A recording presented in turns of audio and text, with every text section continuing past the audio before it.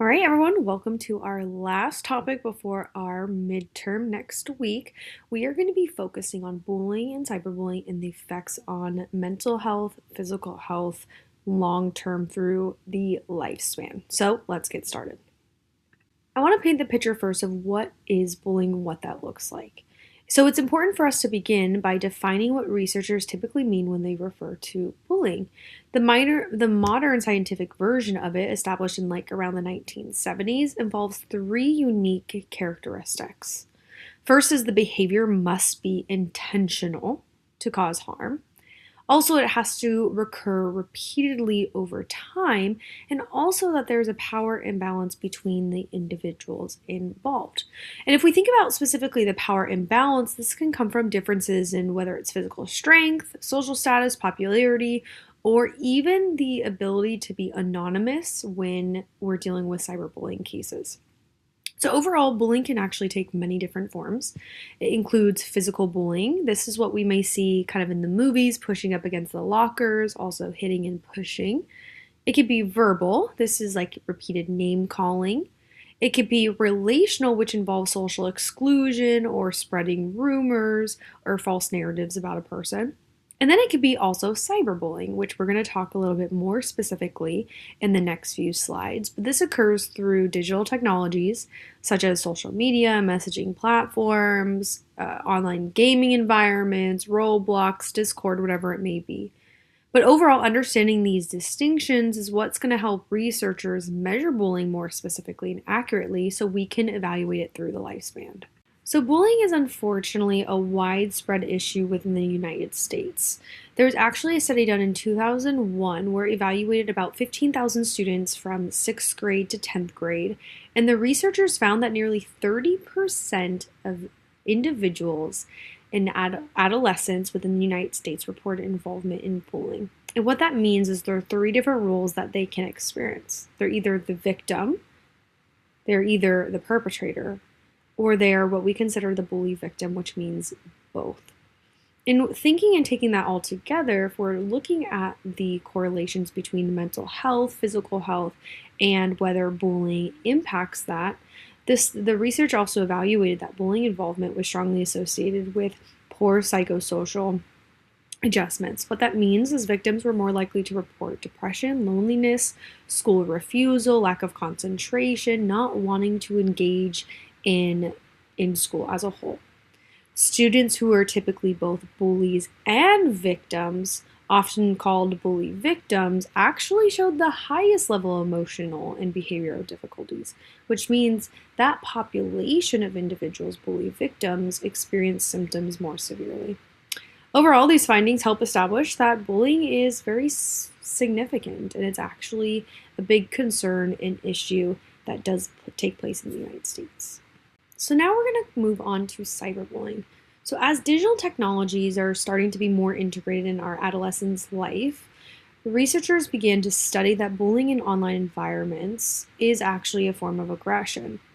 They started to evaluate it and they coined the term cyberbullying. So cyberbullying can involve behaviors such as threatening text messages or messages online, spreading rumors online, posting embarrassing photos, or even intentionally excluding someone from group chats or digital groups or anything of that nature. So research has been evaluated and has suggested that cyberbullying is actually particularly harmful, and there's several reasons for that. The first is that the harassment can actually occur any time of the day. And what that means is even if victims leave school, they are not quite escaping what the bullying that's happening. Second, also, the online content actually can spread extremely rapidly. I know things have gone on at my school that I work at, and the students will tell me that everyone saw it because a video kind of was spread through TikTok. So that kind of just shows what that may be like. And also, the person who is putting out the video or putting out the messages actually have a sense of what we may call keyboard courage. What that means is people may not be able to identify who's on the other end of that or who's on the back end of spreading it, especially if it's a fake account or anything of that nature.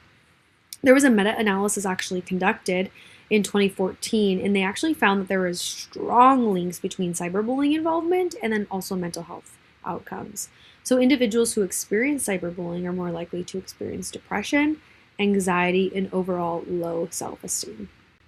So as we kind of take this all together, a large body of research shows that bullying victimization is strongly associated with actual significant mental health outcomes and consequences.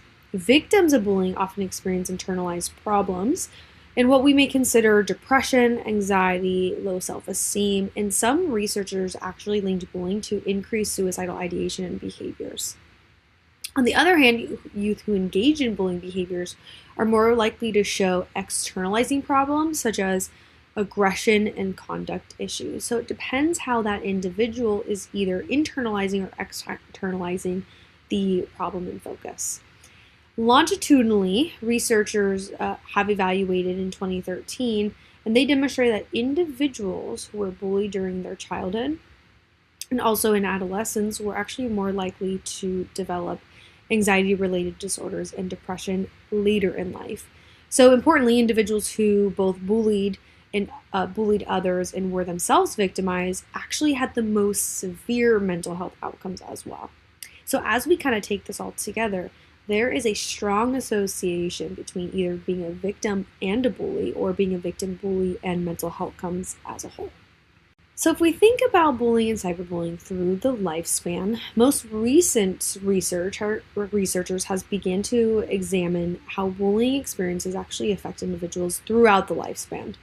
So longitudinally, in 2014, participants were followed from childhood to adulthood. So this is one of the first researchers who actually took it from that great of a lifespan.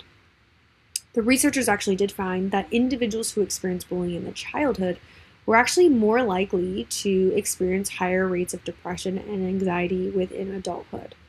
They also reported poor physical health and overall lower life satisfaction. These findings often suggest that bullying is not just a short-term problem. It's not just affecting people in the moment and then it goes away. It actually is a long-term stressor, and it actually shapes individuals as they move through adulthood. So if we think about it, because these consequences are long-term, many researchers are now trying to figure out kind of what important developmental risk factors similar to forms of child adversity that these have on development throughout the lifespan. So as we sum up this lecture overview today, research on bullying and cyberbullying actually highlights several different important conclusions. Bullying is actually a widespread experience, and it affects a large number of children and adolescents. Cyberbullying also represents a relatively new form of peer aggression and can amplify actually the impacts that bullying can have consistent through digital media. That's because it happens anytime. Third, bullying actually has involvement and is associated with a wide range of mental health outcomes. I've kind of talked before, depression, anxiety, and suicidal ideation. More specifically, if you are the bully and the victim, you're experiencing and you're more likely to experience more severe mental health outcomes.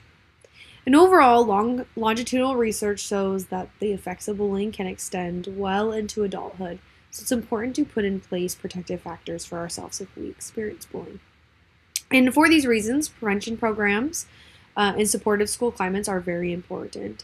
I know every school year I focus in the month of October on bullying prevention. So we do a series of activities. Sometimes the students will kind of sign an anti-bullying contract per se. So there's so many different factors that kind of come into play. There's also so many different programs out there that are typically embedded into the schools. Also, individual therapy and counseling is done within the schools to prevent this as a whole. So overall, I appreciate you guys joining me on the journey of reviewing bullying and cyberbullying. And if you have any questions, as always, please feel free to reach out via email. I'll see you next week.